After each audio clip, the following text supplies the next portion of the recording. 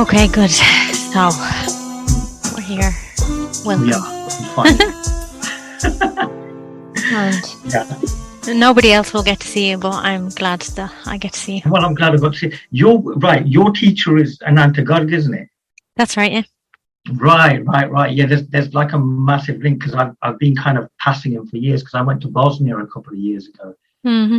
There was some people there who'd gone to India to meet Ananta, who is linked with Muji, but previously sat with Ramesh Balsaka. Oh, yeah, that's right. Yeah. So yeah, I like it. Oh, yes, yeah. I like that. Hi. Yeah, no, it's kind of interesting now. Yeah. Yeah. I don't know if you had anything in mind that you'd feel like talking about. No, nothing in particular. I suppose I could just tell you what's going on, and that might kind of go somewhere. Yeah, that sounds good. And I suppose you could ask me some questions. I must admit, I've kind of got tired of repeating my story about 20 million times, which I seem to do. Yeah. Where the story was in there as well, so that's kind of interesting. There's a bit of a transition going on. I was somebody told me about an incident with Nisargadatta Maharaj earlier in his career as a teacher, use that term loosely, where he was just sorting people's lives out. He was almost like a life coach.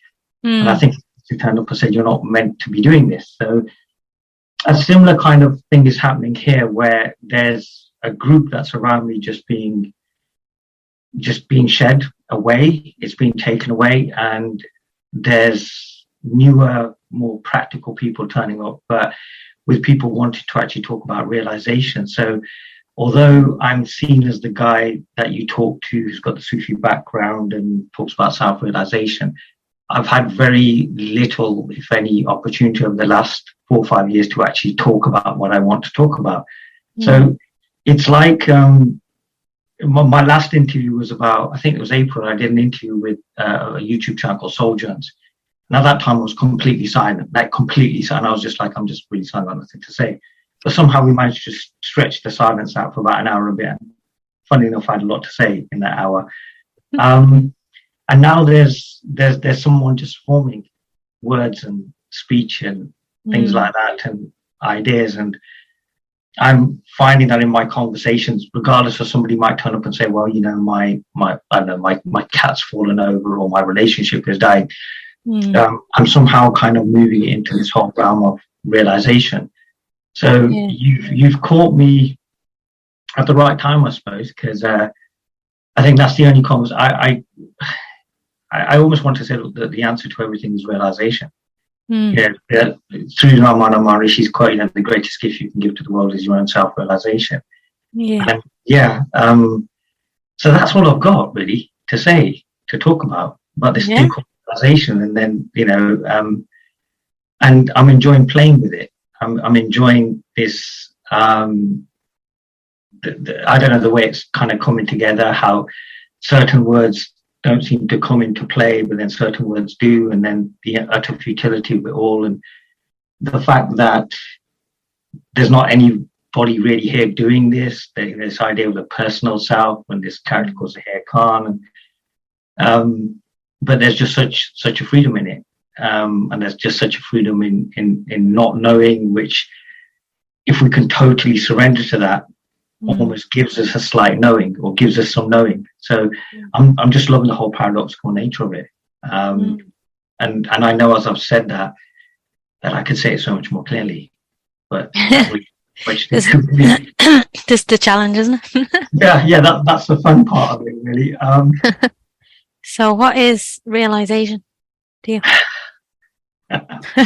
No idea. But then that's what I would say when I had to get out of the question.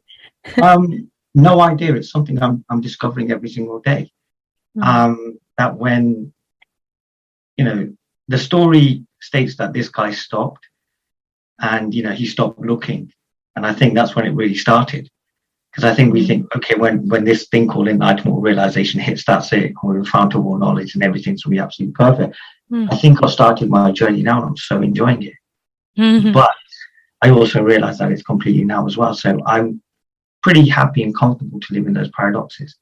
In those meeting points, and I suppose realization is meeting points. But as I say that again, I know it's just such an inadequate answer. So, yeah. Oh, someone's coming in. Hold on for a second. I'm on a meeting, Asha. Okay, do you want something? Yeah, will you tell Daddy? Sorry. No, but Daddy knows I'm in a meeting, so tell Daddy that I'm in a Zoom meeting, okay? Okay. Sorry. You should keep that in the interview. I think that would be perfect, because Yeah. that's what seems to be at this moment in time. And I can now kind of play up and say something like, I was just about to tell you the secret of realization. I learned it, which would probably have one of your listeners completely hopeless and just completely, wake up to it thinking, what's going on? So Hold on for... Sorry, I'll come back in 1 second. Sorry for a second. No worries.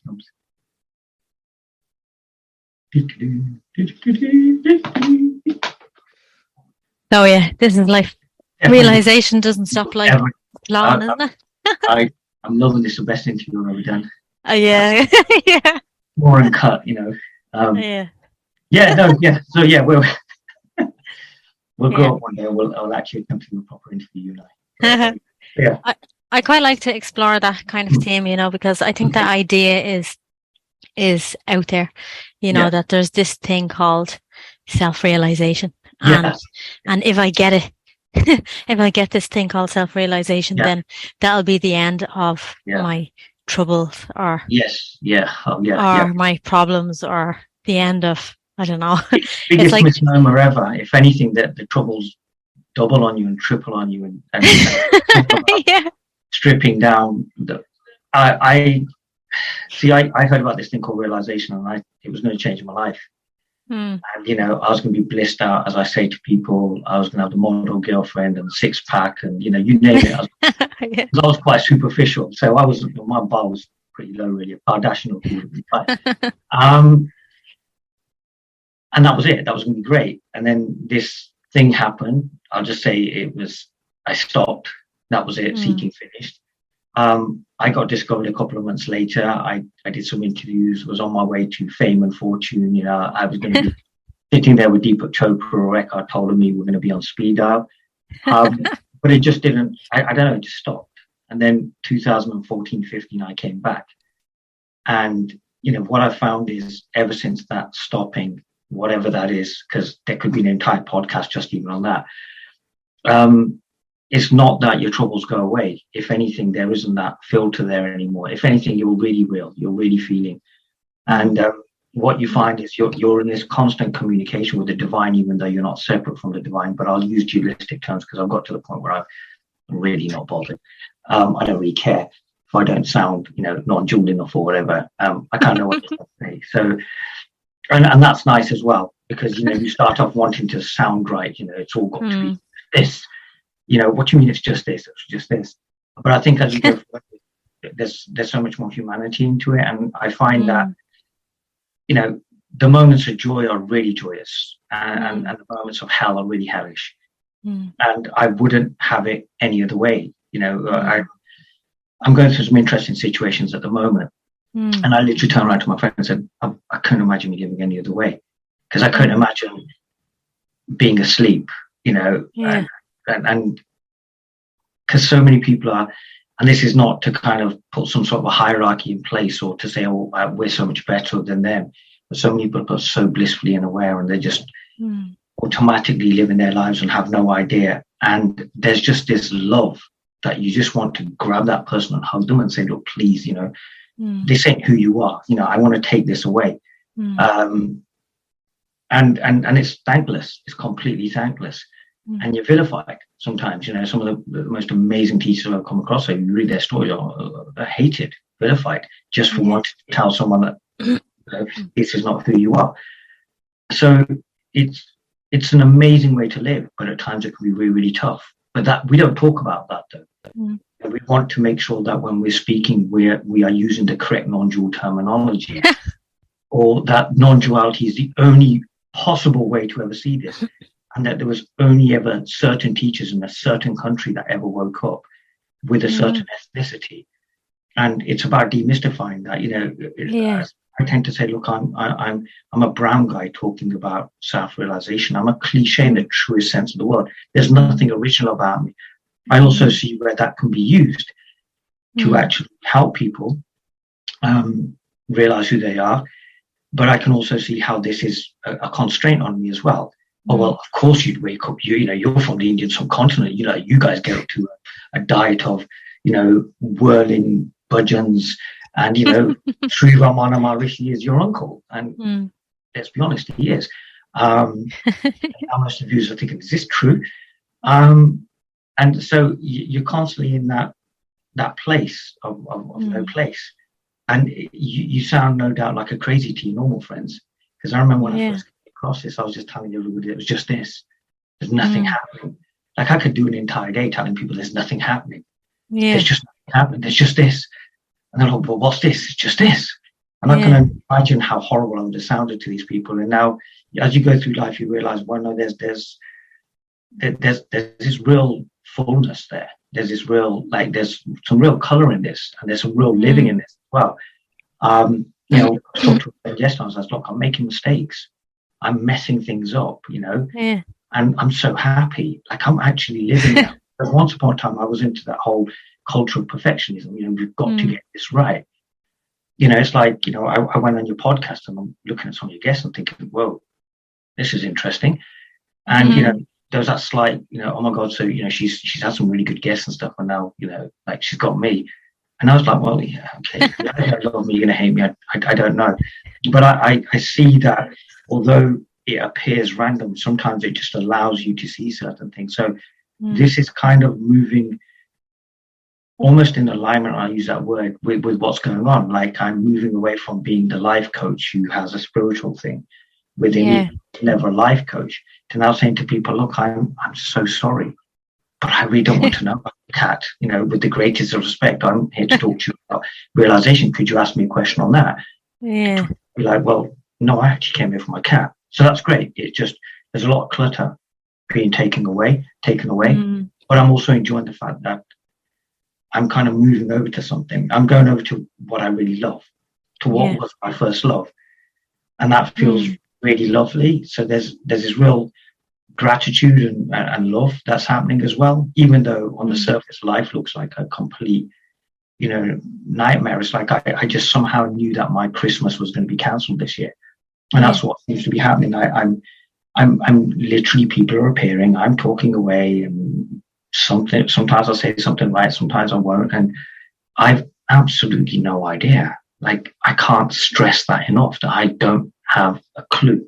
I was literally saying to somebody, I don't have any answers. I don't have your answers. No, I really don't, because I think that's where we've got to get to a point where, there's that saying, the best of teachers teaches you in a way whereby you feel you realized yourself. And I think that's so beautiful. It's like literally saying to people that no teaching, no book, no guru, no approach has anything for you. It doesn't. But we're still going to carry on doing this. We're going to still carry on recording interviews, and we're going to carry on playing these roles. But somehow we've kind of realized that they're roles. So this is just an interview. But to someone listening to this, it's fine. Oh my God, it's got the answers. Amber's now got this other guy, and the answer's with you. It's in you. But again, we've said this so much that even that's become a mantra. Oh, the answer's within me. I must do it again. So we're damned if we do, we're damned if we don't. But I don't know. I like when you said, like, even self-realization is like, it's kind of the beginning. It's like, that's when life really begins. Like, it's almost like, I wouldn't have done this if I knew this was going to happen. I was watching myself. I was missold completely. It's it's the worst place in the world to be. You come across this word called enlightenment, and then you see some grainy picture of Sri Ramana Maharishi, and then you read a bit of Rumi, and you think, oh God, you're ruined. You're absolutely ruined. You end up, seeing behind the veil, and then you can't unsee the thing as well. So But would you change it though, right now? No, because I'm alive. I'm alive in the truest sense of the word. I've never felt so. It's exhilarating. I started speaking back in 2015 in Glasgow, and I remember about 6 months before I was going to leave, I just walked into a meeting and said, I'm leaving. And it became monotonous. Like you could literally set your watch to, I'd walk to a meeting and people would say 5, 4, 3, 2, and I'm leaving. And the strangest thing is then one day I just suddenly left and I ended up in Manchester. And recently I've just been saying, guys, I'm settling. And I don't know why I'm saying it. And I'm seeing that and I'm just settling and I'm realizing how little I've got to do with it. So no, I wouldn't change it. I had my 2 blasphemous thoughts last year, and I call them my blasphemous thoughts because I woke up one morning and went, I want a house, I want a car. and it was, I was like, behavior, spiritual, you can't be talking this nonsense. And since then, there's just been a settling. And it's like all of a sudden, I mean, I traveled everywhere. I was the guy that if you said, I want to talk about self-realization before you'd even completed it, I'd have been on the plane and I'd been sat in your home wanting to talk to you. I was like that faithful lapdog that, you can beat it to death, it'll still keep coming back. And now there seems to be this stopping going on again. And it's just, yeah. Do you feel like the more like time goes on in your own realization that you're finding yourself to just be more natural? Yes. I had the pleasure, and I've said this on interviews, there was an old Buddhist teacher, well, I would say it was probably more of an old teacher, a guy called Russell Williams. He passed away about a year or so ago, and I got to see him at one of his last talks. And this guy had been faithfully at the Manchester Buddhist Society meeting on a Monday and a Wednesday for about 3 hours, talking about this thing called life. And so I've gone along to a meeting, and I got there for about 6 o'clock, started at 7, and the room was already full. People just sitting there with their eyes closed. And then, I'd heard about this guy when I was in Glasgow, and I thought, look, I'm in Manchester, I might as well check this guy out. And an elderly gentleman walked in, very, very traditional. He's got his suit, he's got his tie on. I'm thinking, I rock up at meetings looking like the worst ever. And this guy's now very old school style gentleman sat down and he opened his mouth. And I didn't hear a single spiritual cliche or word or anything, just an ordinary old man sitting there. And I remember just thinking, I just want to close my eyes and just dive into this. And I thought, no, I can't. I just want to see what this guy is doing. I really need to see what he's doing. And he would just end everything with a question. And it'd be something like, I think that's a good idea. Incredible. Not as, and he was known as the Nisargadatta of the North. And some incredible teachers have come from this guy's room. And it was just ordinary. And that's what I find as you go further and further, the need for using certain language. It's like I can put something up on Facebook. And sometimes it's not even anything spiritual, it's maybe something a little bit poetic, and it will cause a debate of ethical things. And like I put up the other day in my learning about your loneliness, and it's an old quote, oh my God, the neo-Advaita police came out in force, there is no other, and all this stuff. And you're like, yeah, you're missing the point. And I think as you go further, it becomes subtle, it becomes so ordinary that it is like a cup of tea is a cup of tea. But we've got so skewed about it. I say a cup of tea is a cup of tea, and someone's going to try and turn that into an entire teaching. So yeah, it's got really ordinary, which is not good, because more people are showing up and they're expecting me to say something spiritual, and I don't really have anything spiritual to say. Do you feel easy with that, or do you find that's like a new challenge? I'm really good with it because I was discovered in 2008 by this Russian woman living in San Francisco, which was just a contradiction itself, which was great. And she literally bullied the non-duality websites and podcasts at the time to interview me. So I kind of went from 0 to 100. I was this guy playing Mafia Wars on Facebook who ends up talking to this one woman, realizing that the woman I'm talking to is realized, then bumps into this other woman who then goes, look, I'm going to get you all these interviews. So I've been around since time immemorial. I do a lot of these interviews and realize this is not what I want to do. So, I did an interview with the Urban Guru Cafe, which was one of the original non-duality podcasts. It's run by this guy called Gilbert Schultz. He's one of Peter Bob's people. And I remember the interview came out and I literally threatened him. I was like, you're not going to put my interview up. There's some really good work done on this. And he goes, no, you need to put this interview up. So we came to a happy agreement where it was a case of like, okay, I'll put the interview up, but my name's not going to be on this interview. There's 100 podcasts and mine's the only one where you don't actually see my name on it. And why did you not want your name on it? You don't want to do I didn't get into this to teach. I'm going to be absolutely honest. I didn't get into this to teach. I don't even know what that is. Yeah. And what happened? And then the blood at the gas pump became the thing. And I was one of the early interviewees there as well. So 2011, I kind of rock up, the guy goes that I'd like to interview you, but I've heard some of your old interviews and please don't swear on my interviews. I won't say what I thought, right? Okay, yeah. And part of me was like, don't do the interview. But I found myself doing the interview. And then recently, I asked for it to be taken down, so just take it down. Because there was a bit of a disagreement. And I thought, well, I don't care. But in that time, I've struggled. I've really struggled. I've not been accepting of this is what's going on with me. Like I've gone out my way to burn groups, destroy, like groups and everything that works. So what you find is something happens and then this nonsense of having to talk to people appears as well. And then you go through a bit of a war with yourself about it. What are you going to say to them? I mean, I heard this really beautiful story about Papaji, that he was with an English gentleman called Ramana. And apparently they were wandering around the countryside for absolutely years. And so they're in India, got the still bike, they're running around India and everything. And then obviously, as all good road trips, they have to come to an end. And years later, Ramana goes to see Papaji. And he walks into a room with hundreds of people and all this stuff and everything. And Papaji looks at him without missing the beat. He goes, I got too old to run. In other words, when he was running around the country, he was just trying to avoid the inevitable. What you find is that people are asking him questions and all. Yeah.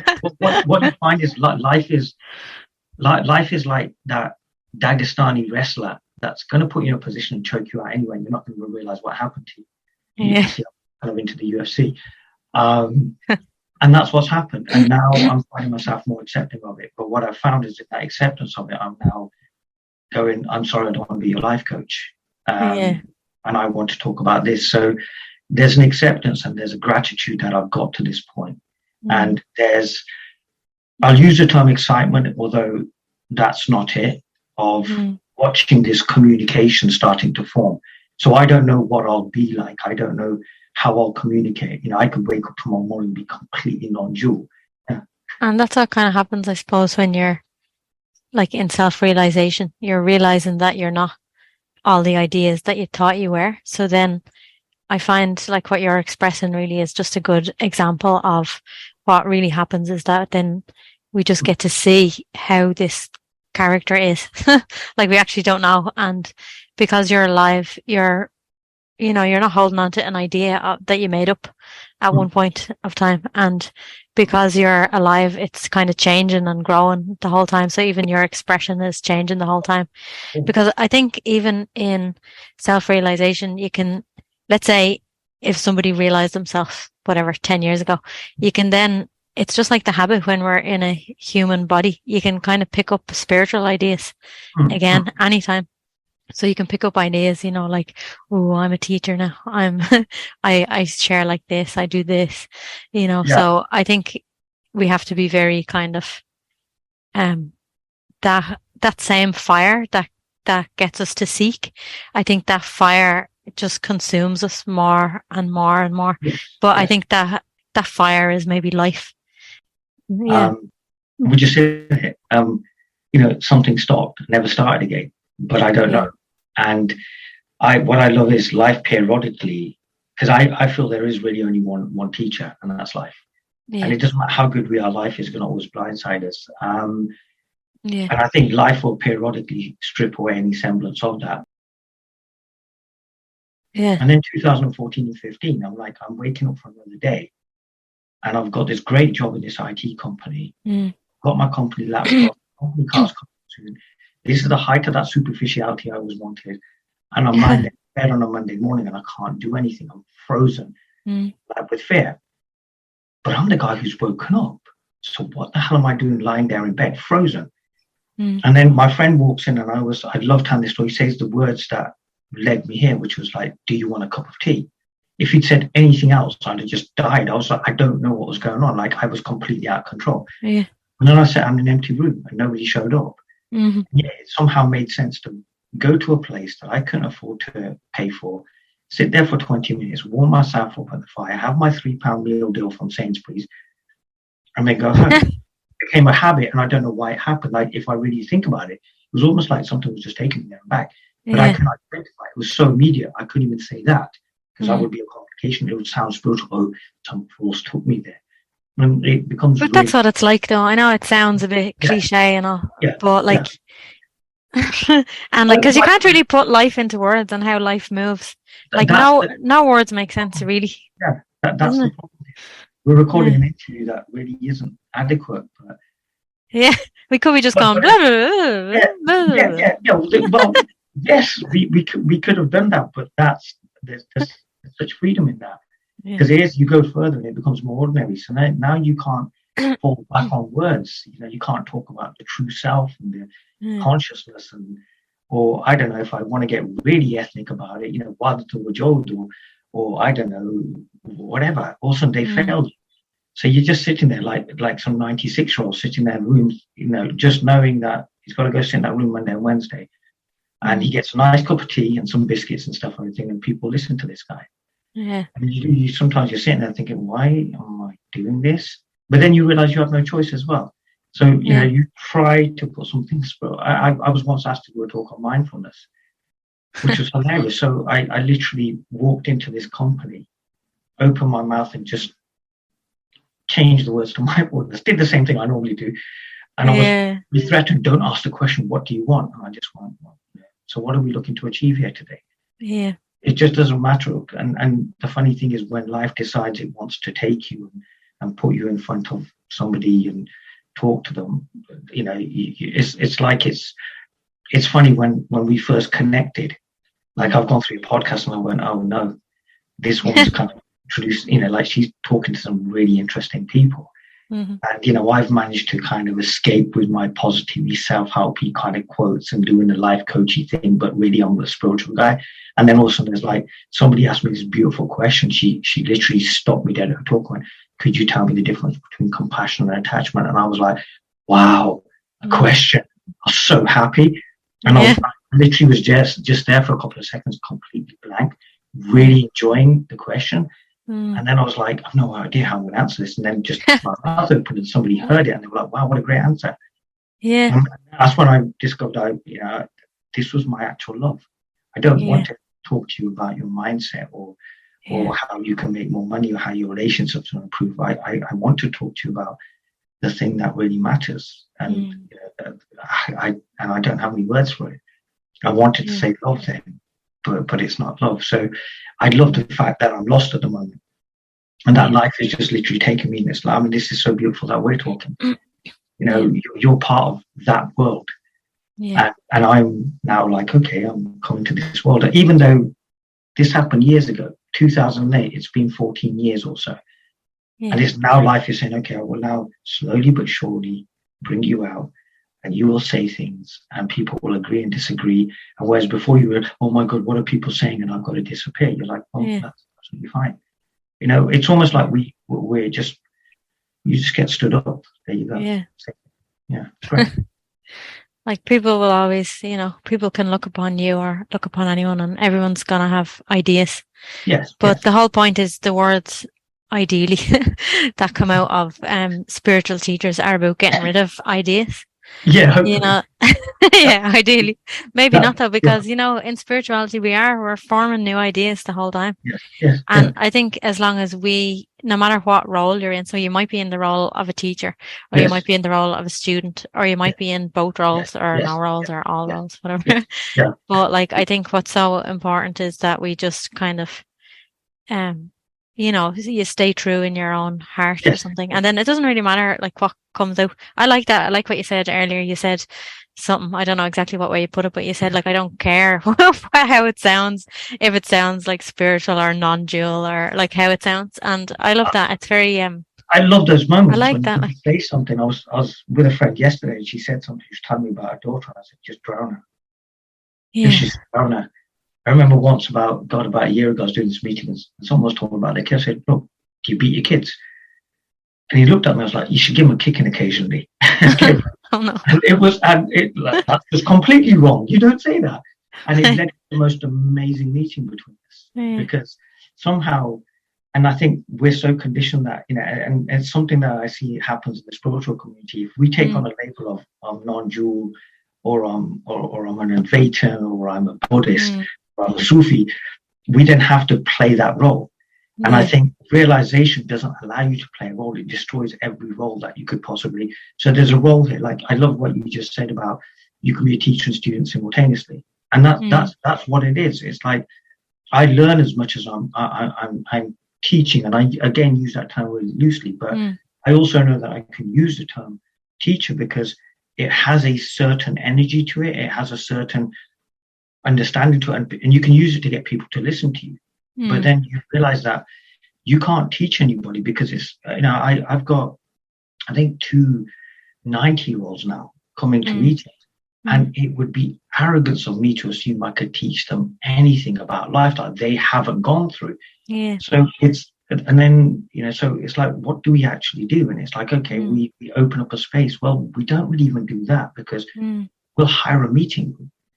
It's not even our own space. So we're really just completely at the mercy of this thing called life. But that's such a great and wonderful place to be because it will literally direct everything for us. It just basically means we don't have to engage the gray matter.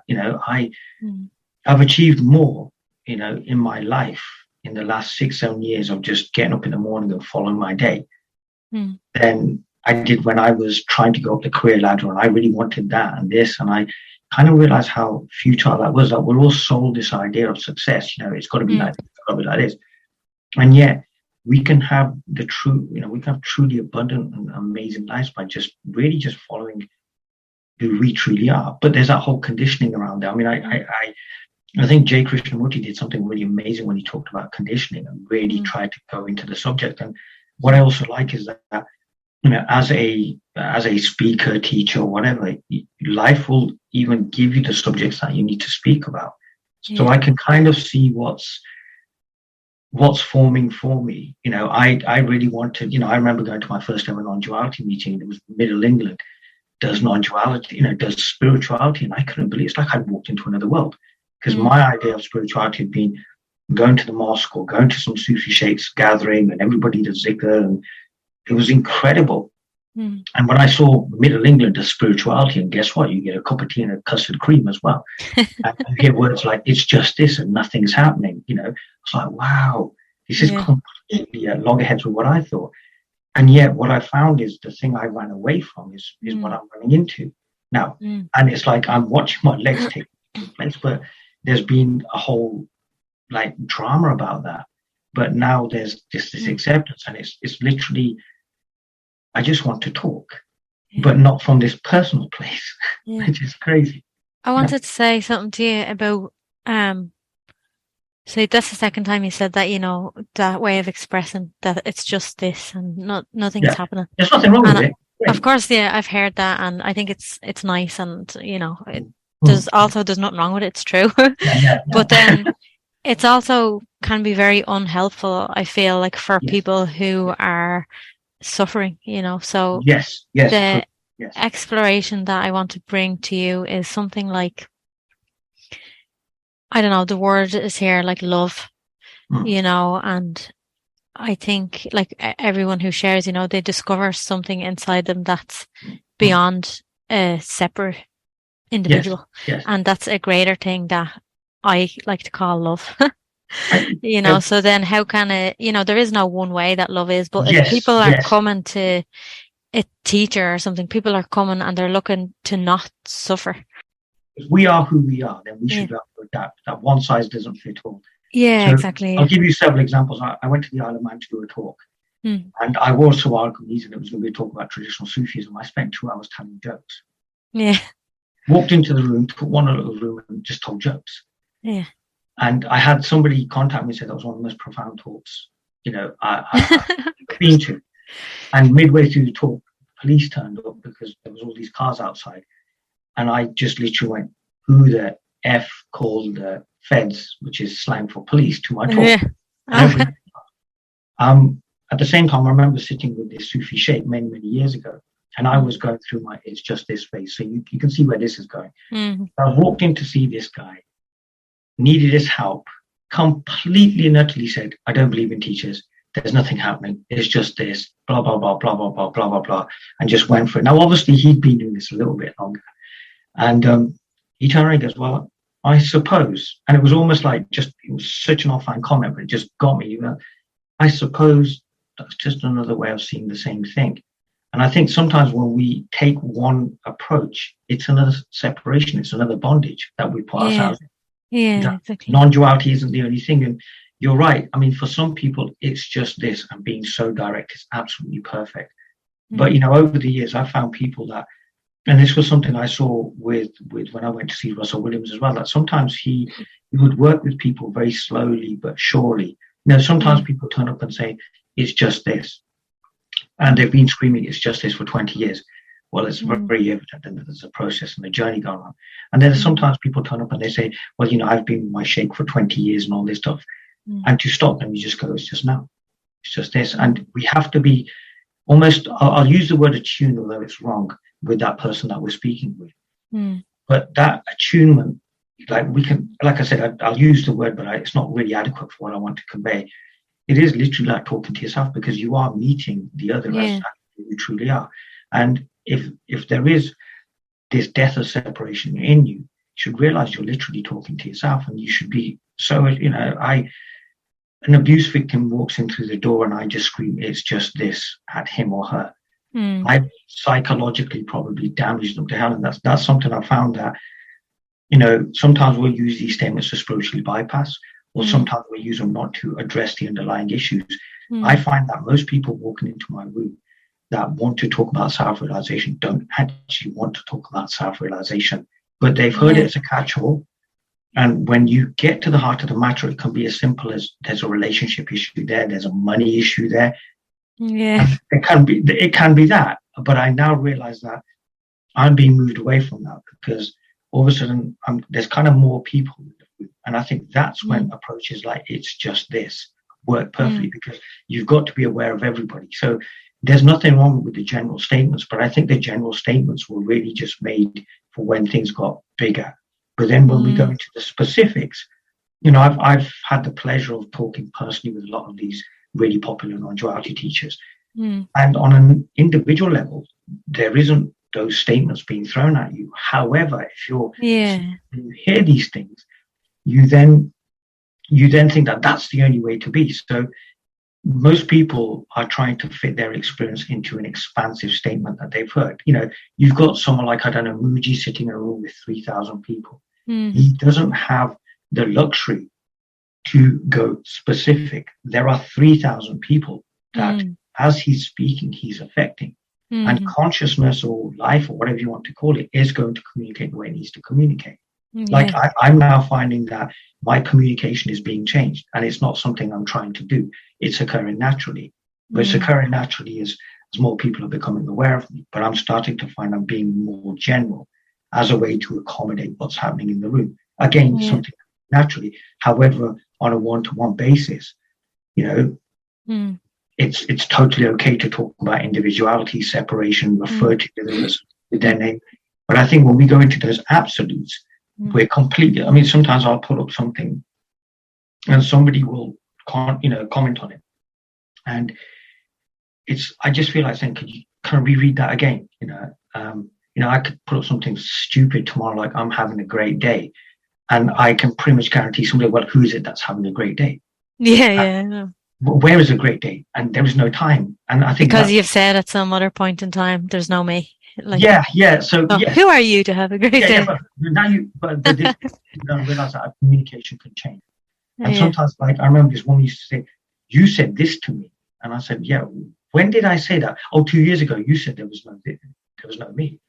Where are we now? So we have to take, we have to, the thing is, I like it because we can use this to collapse. We can so bind ourselves over with trying to be a certain way that after a while, the pressure of trying to be environmentally friendly, spiritually active, and, politically correct, all of that stuff should become such a mass on you that it should just collapse you. So we can use that. But why do we want to do that? Why do we want to make it so hard for ourselves? I think sometimes that's what happens. I'm finding I'm kind of wanting to just go to the point of least resistance. And yet once upon a time, oh God, I love the drama of this all. I love the jousting and fighting. Now it's like, oh God, now I'm too old for this stuff now. I just want to have a cup of tea now. I have this sense, I don't know if like anybody can help anybody else really to awaken, or to be self-realized. Maybe to be just in the presence is enough. Like if we just sit in silence, it's enough. But just the thing is, most people are going to be bored if they sit in silence. So all the conversation is just to keep people there. Because as we talk, it kind of feels like, it's like nothing. The mind can't make sense of any of this. And of course, it's not for the mind. But all of those words are all like mind, mind, mind, mind, mind. But really, it's so that it will, it's so that we'll come to our heart. Yes. So like, is there something that we can do to, and this is a real question. Really, really good question. And you've opened up a can of worms here massively. Is there something we can do to help and know as or guide somebody into their heart or open their heart or something? Yes and no. Yes and no. And the reason I'm saying yes and no is because realizations in both camps. And sometimes helping someone can be as simple as sitting with them. And that could really help. Let's kind of open up let's open up our understanding of helping. Helping can be as simple as waving at somebody and smiling at them. Yeah. We do that a million times a day. I tell this story often. I was with my brother walking past a house and he waved at this little old lady. And I was like, bro, what are you doing? He goes, I'm waving at her. Why'd you wave at her? Well, I wave at her, she waves at me. So next time I went past, I waved at her as well. Somebody was with me. Bro, what are you doing? Yeah. I was like, I'm waving at her. What are you waving at? Well, I wave at her, she waves at me. And this continued till the entire neighborhood must have been waving at her. She had biceps by the end of it all, because she was just waving. And the funny thing is, I didn't even start that. I didn't even start that. And one day, funny enough, she was an Irish lady as well. And she stood outside my garden and she goes, you know what, I just want to say thank you. I go, what for? She goes, for waving at me. I was like, go on then. She goes, that really helped me because she goes, I'd had this operation and I was literally housebound. I was on that sofa and there was no communication in the world apart from like my meals coming in and everybody waving at me. And I'm so grateful for that. Aww. So it was beautiful. And I remember one of my first talks it was almost accidental. I ended up at some Sufi conference, 600 very religious guys in a room and stuff, and women and all this stuff. And they kind of went, oh yeah, that funny looking guy there, let's just give him a microphone as well. And I remember telling that story. And what was really beautiful is I went back to that school 6 or 7 years later, and everybody was like, you're the guy who was talking about waving at people. They'd remember that, but they'd not remembered the great philosophical, theological, that the great saint of all ages and that I'd done. So I think we can, but we have to open our definition of what it means to help. But at the same time, there is nothing we can do because sometimes when we start trying to help and it's causing a hindrance, then no, because we've got to ultimately try to create a space where people want to go inwards, so they feel safe and secure enough to go inwards and ask those intimate questions from themselves. So in that sense, maybe the only help we can create is just have a space or maybe just be there. But that all depends again on that particular person, that particular situation. Because for some people you can't. I was having a really lovely conversation with a psychotherapist, and it was great. We were chatting when I said, yeah, I've got this client I've been working with for 4 or 5 years and they just don't want to do anything. And I go, well, you can't help anybody who doesn't want to help themselves. So there was that. So I believe it's completely in depends on the context. It's like something you just said previously. It's just this can help somebody, and it's just this can completely repel someone and psychologically damage them. And I feel, going back to what I said earlier about those paradoxes, those crossroads, is whether we can sit effectively on those crossroads. There are people I know will not resonate with this. I can't help in any way, shape or form, and I'm not meant to.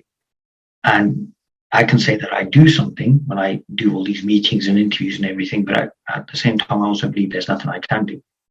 Because we have to live. The Sufis have this saying, they say, granted the world is an illusion, but we still have to live in it. So we have to honor that. Yes, it's all illusory. It's true. On our fundamental level, when we go down to, when we strip everything away, there's nothing. There's just this. However, like you said, And this doesn't even need to be said. So we're just in silence, and there's no one even witnessing that silence now.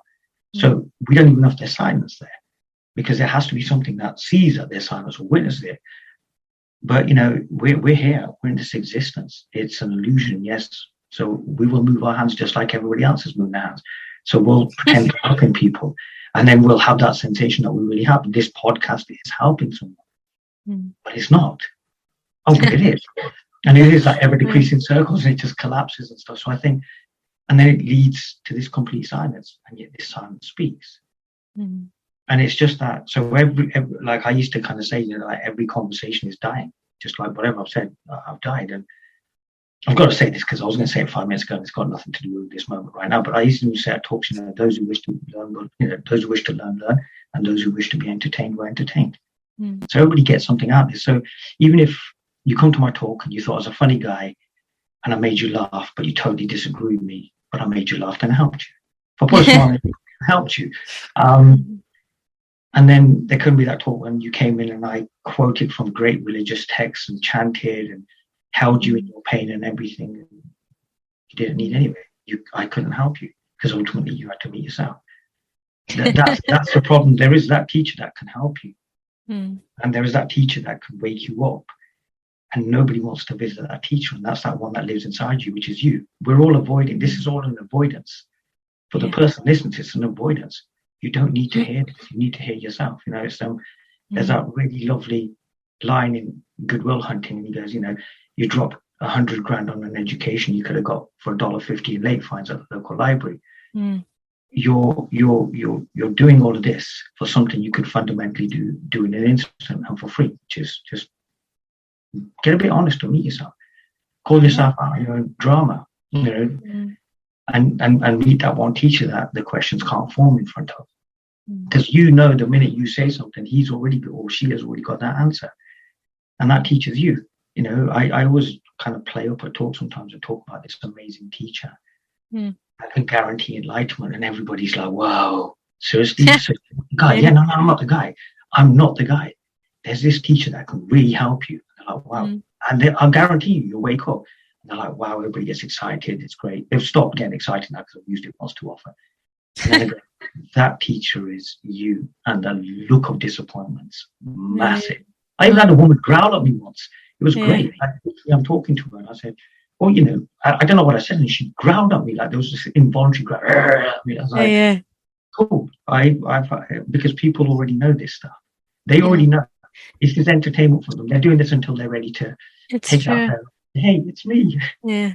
Because actually we have to be willing, isn't it, you really just have to be willing to just be with yourself. And that includes, like actually allowing all the kind of shit that might be here as well. And most people do have a lot of shit. We're not born as like saints or Buddhas or something. We're mostly born and, we get, I don't know if we come with it or we get it pretty quickly, but we have a lot of conditioning. So then as we kind of, if you're just yourself, you have to, then that kind of means that naturally doesn't push all of that shit stuff away. It naturally just like allows it to be here, and we don't really want, we like pushing it away. It's like, no, I don't want to know.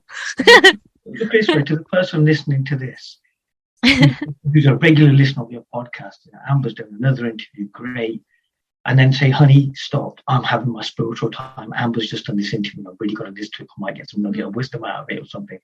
Sometimes our seeking can take on a life. We're being asked to let go of something that's much more intimate to us. It's like I say to people, if I asked you to kill your child, would you kill your child?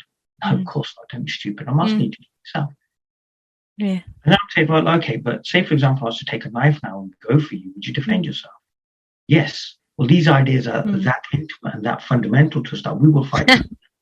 But then I also say, examine the reasons why you're seeking. People, well, that's just silly. I just want to wake up. But there's a reason you're still seeking. You might be getting companionship out of it. You might be getting a sense of worth. You might feel special. I've had people bug me, wake me up, and then I'll bring my friends. Wow. Yeah. and then, wow. And then the best one is like, I'm like, there's no guarantee. There's absolutely no guarantee you're sitting in my room that anything's going to happen to you. Yeah. Then you get the people who come along, they're like, I just want to sit in the energy, or I come and sit with you because my life improves. So you don't actually really want to, like, oh my God, I've got money now. It's like, I heard of this family that used to see this old teacher in Birmingham, some old Sufi guy. And what happens when they turned up, they had nothing. They had absolutely nothing. But they found this teacher and they sat in his presence.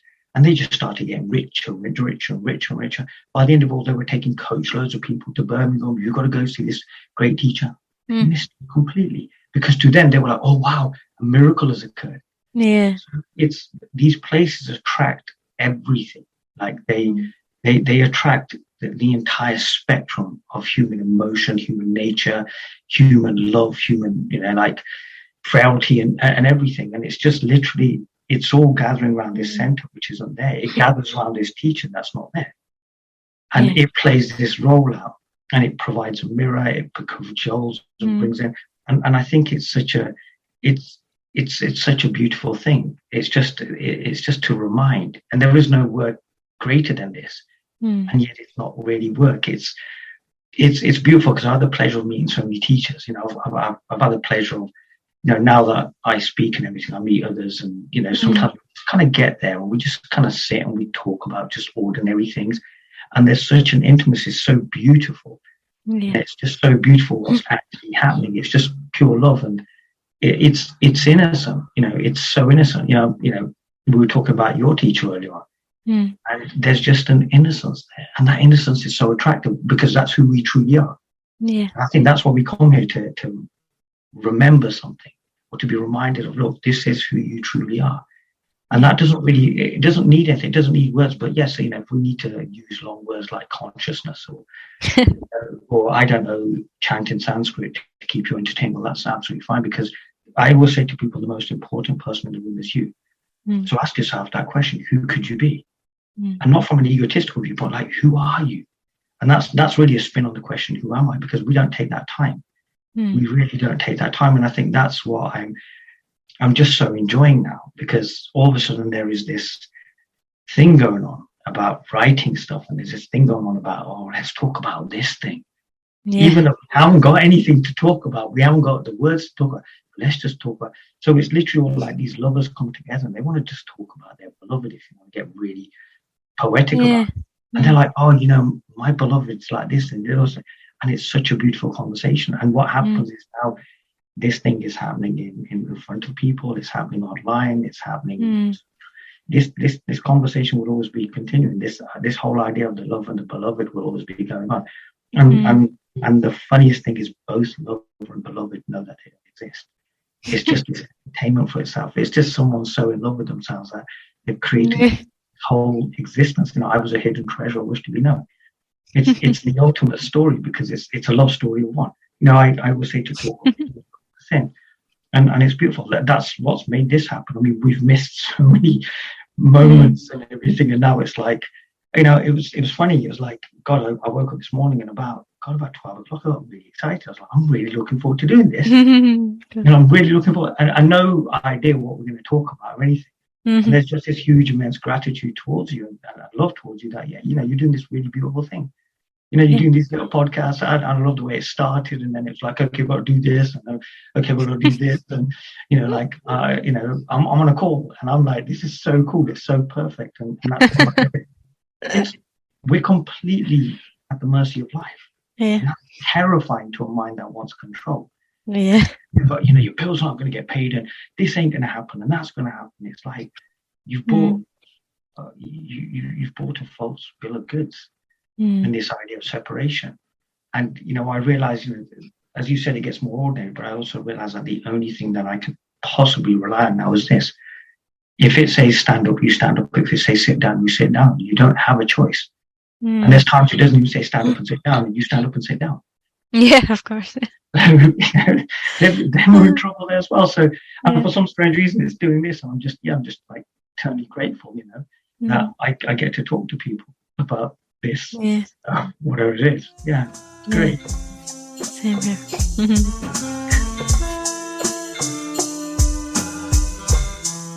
That sense of who you are and who you are sitting with is so palpable in this. And that's such a beautiful thing. And I think that's what's attracting the right people to come onto your podcast and stuff. And for me, it's just an honor, because I think you sit with someone very incredible. And, I always say that, I've taught some incredible teaching. I always say that if you really want to honor these people that you sit with, then know what they know. It's like literally honor them by waking up and ending all sense of separation. That's the payment. That's the honor. That's what we're looking for, And I think that's such a beautiful thing. The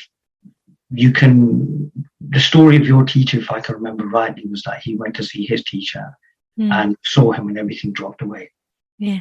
That's honor. That's honor. But that's me talking from just a different kind of time, from a different tradition.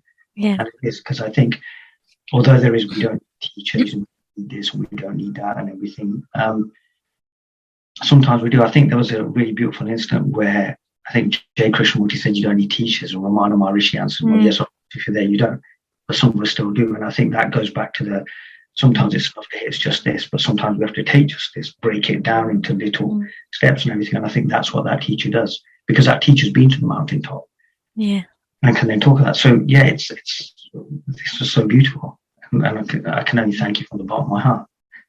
I think Ananta said something one time, like, if you have a teacher, it ensures that you'll never get lost again. Yes. Or something. I so agree with that. Yes. I'm sure he said it in much more eloquent, beautiful way. But I do think there is truth in that. It paraphrases what Rumi stated. Yeah. That you're going to travel in 2 days, what will take you 200 years. And I think that's one of, I suppose I'll use the word right, which is right, with people believing that they're somehow going to wake up. If you believe you're going to chart a course to enlightenment, which is, guess what, I tried that as well. I think that's when you need to go and sit there and have some humble pie and sit with a good teacher. And I think a good teacher's always got the interest of others at heart. I read this beautiful thing about Yuji, how sometimes he would literally get himself in a bad situation to help somebody else. And I think, I totally agree with that, because yes, they're going to be able to say, look, don't jump out the window. It's not a smart move, or don't do this. And sometimes that's thankless. People will attack them for that. Yeah. I'm talking to people at the moment, and there's one who's having an amazing reaction. And it's like, look, do you not see I'm looking at you? I'm looking at your essence. I'm focused on the perfection that you are. And you're trying to defend this, like this house of cards. But it's incredible that our conditioning makes us believe that this thing is real. We so believe this is real. And you've been asked to exactly. But I feel there'll be a time when more people will kind of understand this, and they'll experience it. But I think that's what we're seeing now. We're seeing, when I first came across this, the idea of meeting an enlightened teacher. Oh my God, where are these people? And now I can't fall out of bed without hearing about 20 other people have woken up. But maybe that's because of the industry, the industry I'm in. And so maybe in the world I'm in now. But I totally agree with that. They're going to make sure that you don't go wrong. And that's beautiful in itself. Yeah, and just the last thing, the words that came for anybody who's listening, I wanted to say, like, the time is now. If you're listening to this, then the time for you is now. If you want it to be, you don't have to wait. Exactly. It's now. There's only now. There's only now. Perfect. Thank you so much. It's been pleasant to speak with you. It's been so lovely being on your podcast, and thank you so much for the invitation. It's been a complete joy and so just such an honourable experience. Thank you.